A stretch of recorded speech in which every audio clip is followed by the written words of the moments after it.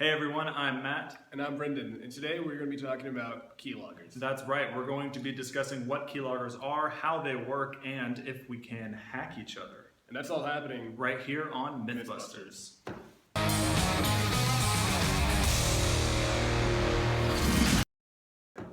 So have you seen the movie Black Hat with Chris Hemsworth? I have actually, why do you ask? Well, there's a scene in that movie where Chris Hemsworth actually, by the way, pro hacker in the movie, decides to use a keylogger on a victim. Oh yeah? Yeah, so a keylogger is supposed to record keystrokes, right? Right. So why don't we test it out? Yeah, but wasn't the character in the movie, he was like a genius programmer, wasn't he? That's going to require a lot of coding. We're not that good at coders. No, we're not. You want to try it out anyway? Why not? All right, let's do it. What's up, man? You found anything? I have, actually. I decided to code a small little keylogger. Essentially, it'll record all your keystrokes when typed in. Wow, you coded that whole thing? No, I actually Googled it. Also, it's 6 lines long. Oh, okay. Well, show me anyway. Yeah. Alright, so let's begin. I went on Google and I typed in how to make a keylogger, and to my surprise, I found a super simple 7-step process using only a notepad, which, wow. So, step 1 is just opening up the notepad. Step 2, essentially where the bulk of it lied, and by bulk I mean 13 lines of code, nothing much. All this is doing is prompting the user to enter their email address and password. And that is going to be saved right here in this line into a .text file, which we'll later on name log. This entire thing is going to be saved, though, as a .bat file in step 3. Basically what a .bat file is, or batch file as it's known, is an unformatted text file that can run like 1 or 2 commands, super simple. But yeah, that's all you want to save it as. Once that's done, we go back over here, as I mentioned before, and we got to create a .text file named logs. Now, once that's done, if done correctly, we should be able just to go ahead and test it out as steps 6 and 7 do. Now, in conservation of time, I already did all that, and here they are. So, opening this up, I already did this once. You have banana@yahoo.com and the password peanut butter. Or yeah. So let's go ahead and open up my .bat file and type in another username and password. Security, and the password is 1234 because that's super secure. So enter that, and let's see if it worked. Bam! Username, security, password 1234. Yeah, so that seems really simple, and it seems like it works, but I think it's got a few problems. It does. First, there's no way to send the information that we record from this computer to another. Right. And then on top of that, how are you going to be able to convince the user to open up this notepad and then start typing in their username, password, or any other personal information? Yeah, that's not going to happen. I think we need to dig a little deeper, maybe try a little harder. This is decent, but I think we need more. Do you have anything in mind? I do actually. I, in fact, dug a little deeper. Can I show you? Yeah. Okay, so I searched Google for free keylogger, and just a whole bunch of applications came up. I sifted through them, hoping to weed out ones that were either just completely useless or just straight up malware. But technically, aren't they all malware? Right. So I came across this piece of software. It's called Artimax Keylogger, and it's actually not a free-to-use program. So you had to buy it? No, actually they offer a 7-day free trial because I'm a cheapskate. Perfect. Show me what you could do. Sure. It's actually a fairly powerful piece of software that allows for remote installation.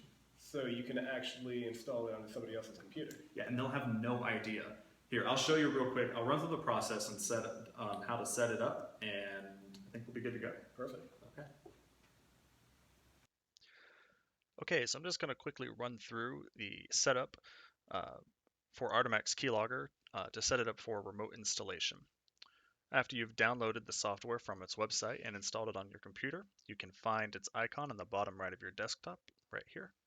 If you right-click on the icon, bring up this menu, you can click on Remote Installation. This will bring up a setup wizard that will run us through the setup for a customized Artimax Keylogger installation package. We can go ahead and click Next. Okay, so here we have some appearance options, the first of which will tell the keylogger where to install itself on the target's computer. We have a few different options, but we'll just stick with the default. We can check this box to append the keylogger engine to another file or another application. We really need to worry about that right now, so we'll leave it unchecked and click Next. Here we have some invisibility options. These options will, if all checked, will completely hide your keylogger on the target's computer, and they'll never really know that the keylogger is on their computer and monitoring them. Artomax also has some security options, including password protection, but we don't really need to worry about that for testing purposes, so we can leave it disabled and just click Next. Okay, so here's our next set of options, the first of which you can check this box to run the program on Windows Startup. You also have a self-destruct option. If you click this box, you can bring up a calendar. This will tell the keylogger to uninstall itself from the target's computer on a certain date. You can also specify which file path you would like the keylogger to save its log files to.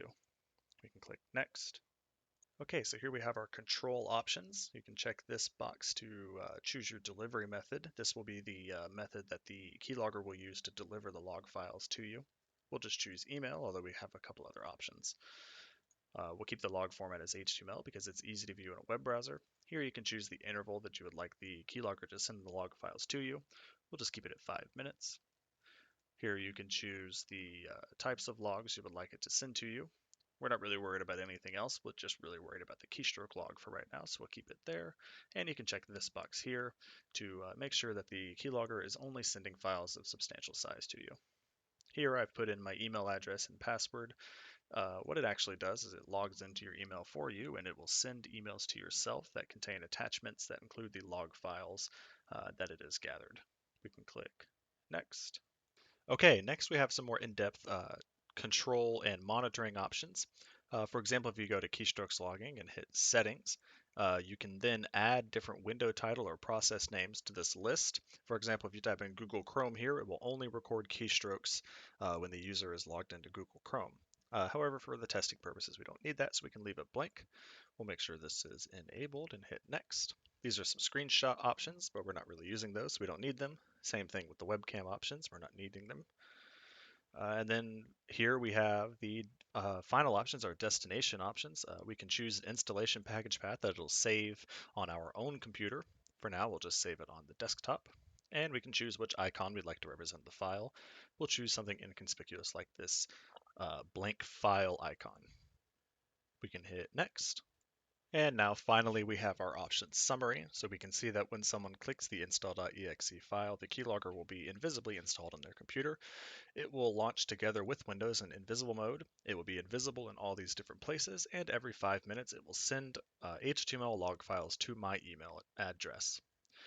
In order to finish this up, we can go ahead and hit finish, and it will save the keylogger executable install file on my desktop, and then I can distribute that to my target's computer. So now we can see we have our install.exe file right here on the desktop. We will send this either through email or USB stick or uploading it to a website and allow the target to download it. Once it's on the target's computer, if they double click this file, it will install the keylogger directly onto their computer, and we can begin monitoring them. We can go ahead and rename it to something more inconspicuous, like say chapter notes. Hopefully Brendon will see this and click on it and install the keylogger on his computer without knowing what's going on. I've gone ahead and installed the keylogger onto my laptop for testing purposes. I opened up a notepad file and typed in some secretive information, and I can show you the email that you receive. After a certain amount of time that you specified, you receive this email with this attachment. It's an HTML file with the date and time that the recording was made, the program that the target was using, and all the information that they typed in right here. So if someone types in their bank password or their email password, you can see exactly what it is. Now let's go see if we can get some information from Brendon.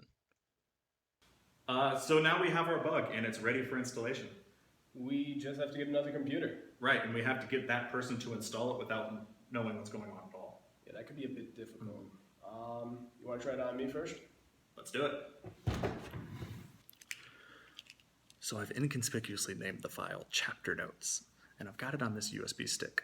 Let's go see if we can get Brendon to install this without him knowing. Hey man, I've got those notes you were asking for. Thanks. Yeah, they're on this USB drive right here, and don't worry, there's nothing malicious about it at all. Okay. Alright, so I think Brendon has just installed the keylogger on his computer. Oh, don't worry, he's got his notes too, but there was just a little bit extra in there for him. If I set the bug up correctly, I should start receiving log files in my email inbox pretty soon. He's going to show me exactly what he's typing over there. Oh, look, I got it. Here it is. Oh wow, I can see exactly what he's searching for on Google. And I can see what he's typing into Microsoft Word. Look at him. He's got no idea. Is it working? Yeah, it is. Actually, I can see everything you're doing over there. Oh wait, it actually worked? It did indeed work. So what did we learn today? What did we learn about keyloggers? Well, first of all, it actually works. Yeah, I was surprised. It worked. Like, I did not think it was going to work that easily and for free, really. Yeah, honestly, the installation was fairly quick too. Yeah, it only took us about 5-10 minutes to get it up and running.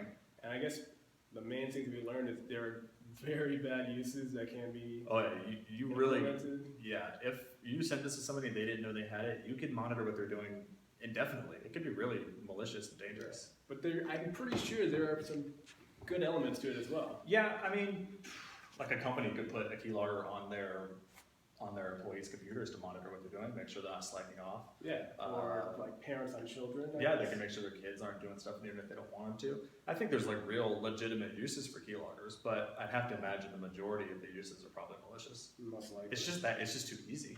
Yeah. But I guess all in all, we can confirm that Black Hat is actually legitimate. Yeah, that clip from the movie was pretty close to what we did. We did it here in 30 minutes. Pretty close to what Chris Hemsworth was doing in that movie that came out 2 years ago. For him being That's an pretty expert crazy. hacker, Yeah, I'm pretty sure. we're expert hackers now, I think. You know what? I think you're right. I think you are. I think we're expert hackers. Well, whether or not we're expert hackers, I think we can say this myth is confirmed. Keylogger myth is confirmed. You got anything else? Let's go bust another myth. Let's do it. Thank you all for watching. This has been another episode of Mythbusters, and we will see you all next time.